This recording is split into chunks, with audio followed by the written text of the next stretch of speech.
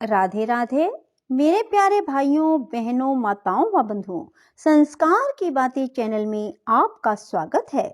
बंधुओं, आज पूर्णिमा के दिन मैं आपके लिए लाई हूँ पूर्णिमा की कथा। बंधुओं, जिसे सुनने मात्र से भगवान श्री हरि आपकी हर मनोकामना पूरी करेंगे। भगवान श्री हरि की आप पर अपार कृपा होगी और भगवान श्री हरि मां लक्ष्मी के साथ आपके यहाँ स्थिर रूप में वास करेंगे। आपको पूर्ण सुख की प्राप्ति होगी।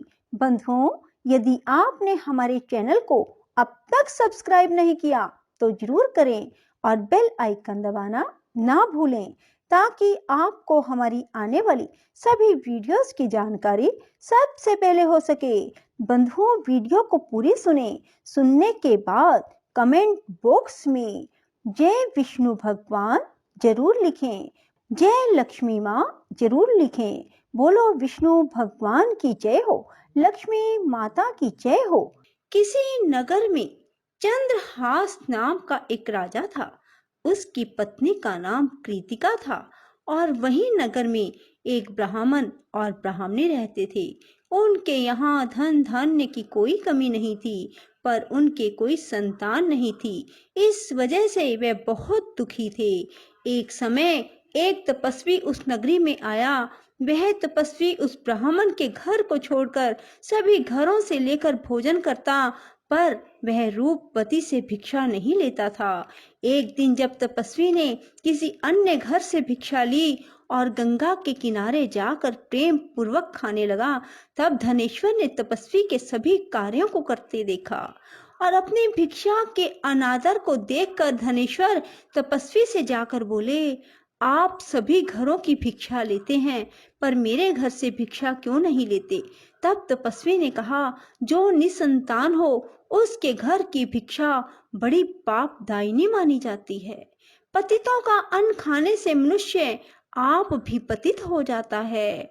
क्योंकि तुम निसंतान हो, इसलिए मैं तुम्हारे घर की भिक्षा नहीं ले सकता। धनेश्वर ने तपस्वी के पैर पकड़ लिए और बोला, मुझे आप पुत्र प्राप्ति का उपाय बताइए, मेरे इस दुख को खत्म करें। आप मेरे दुख को खत्म करने में समर्थ हैं। तब उसके द्वारा प्रार्थना करने पर तपस्वी कहने लगा, तुम चंडी की आराधना करो। और आकर उसने ब्राह्मणी को सारी बात बताई और खुद चंडी की तपस्या करने के लिए वन में चला गया। उसने चंडी की उपासना की, उपवास किया और 16वें दिन उसे चंडी ने दर्शन दिया और कहा कि तुम्हारे पुत्र होगा, पर वह 16 वर्ष का हो जाएगा तो मृत्यु को प्राप्त हो जाएगा। पर यदि तुम 32 पूर्णिमा का व्रत करोगे तो वह दीर्घायु प्राप्त करेगा। जितनी तुम्हारी समर्था हो उतने घी के दीपक बनाकर शिवलिंग के सामने जगाना, पर ऐसा 32 पूर्णिमा को ही करना। प्रातः काल होने पर इस स्थान पर तुम्हें एक आम का पेड़ दिखाई देगा। पेड़ पर चढ़कर एक आम तोड़ना और घर ले जाकर पत्नी को दे देना। अब वह स्वप्न से जागा और पत्नी को सारी बात बताई। स्नान करके पत्नी को खिलाना। प्रातः काल होने पर इस स्थान पर तुम्हें एक आम का पेड़ दिखाई देगा। पेड़ पर चढ़कर एक आम तोड़ना और घर ले जाकर पत्नी को सारी बात बताना और स्नान करके पत्नी को खिलाना। उसके संतान होगी। जब वह सवेरे उठा, उसने वहां एक आम के पेड़ को देखा और आम लगा देखा, पर वह आम तोड़ ना पाया क्योंकि आम बहुत ऊंचे लगा था। और गणेश जी से प्रार्थना करने लगा कि हे गणेश जी, मेरा कार्य सिद्ध करें और मैं अपना मनोरथ पूर्ण कर सकूं। गणेश जी की कृपा से धनेश्वर पेड़ पर चढ़ गया और उस फल को देखा। उसे महसूस हुआ कि ये तो वही वरदान वाला फल है, और उसने तोड़ा और पेड़ से नीचे उतर आया और फिर घर जाकर उसने अपनी पत्नी को दिया। 9वें महीने उसके पुत्र पैदा हुआ और पुत्र बहुत ही सुंदर और सुशील था। उसकी माता पिता ने 32 पूर्णमासी का व्रत करना शुरू कर दिया। 16वां वर्ष लगते ही माता पिता को चिंता होने लगी कि कहीं 16 वर्ष होने पर बेटे की मृत्यु तो नहीं हो जाएगी। इसलिए उन्होंने अपने मन में विचार किया कि ये घटना अगर उनके सामने घटित हुई तो क्या होगा। उन्होंने उस बच्चे के मामा को बुलवाया और कहा कि हमारी इच्छा है कि देवी दास को तुम 1 वर्ष के लिए काशी में ले जाकर विद्या ग्रहण करवाओ। उसे अकेला बिल्कुल नहीं छोड़ना, तुम सदा उसके साथ रहना। और इस तरह से उन्होंने अपने बेटे को 1 वर्ष के लिए काशी भेज दिया। किंतु यह बात मामा को नहीं बताई। धनेश्वर ने अपने पुत्र की मंगल कामना के लिए भगवती की आराधना शुरू कर दी और फिर 32 पूर्णिमा का व्रत पूरा कर लिया। कुछ दिनों के बाद मामा भांजा किसी गांव में ठहरे हुए थे। जिस धर्मशाला में वे ठहरे हुए थे वहां एक बारात ठहरी हुई थी। लगन के समय वर को कोई रोग हो गया। वर के पिता ने कुटुंबियों के साथ विचार विमर्श किया कि वह देवीदास को वर के रूप में ले जाते हैं और बाद में विवाह के अन्य काम अपने पुत्र के साथ करवा देंगे।